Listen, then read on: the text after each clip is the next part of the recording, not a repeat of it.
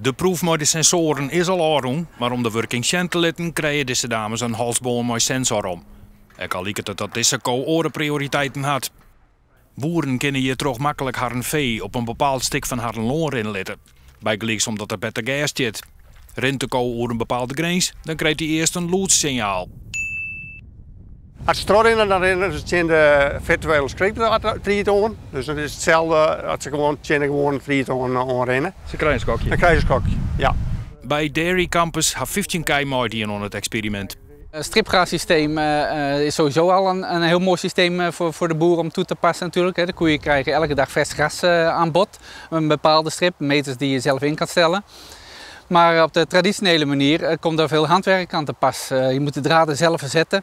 Je ziet een tendens dat er steeds minder kei naar boeten gaan. Terwijl de consument die wil graag dat de kei boeten rennen. Friesland zonder kei in de wei, dat inheert. Nee. Dus als we middelijk vinden kunnen om de kei boeten te houden, dan is dat hartstikke mooi. Daar kan dit wel aan bijdragen, want het is voor de boer makkelijker om de kei naar boeten te letten. Ja, de boer die wil graag efficiënt werken. Dat er net al te volle werk van had en dat het voer efficiënt gebruikt wordt. Net alle melkveehouders binnen wies met de sensoren. Ze zeggen dat het mogelijk skeerlijk wijs ik in voor de zoeners van de besten.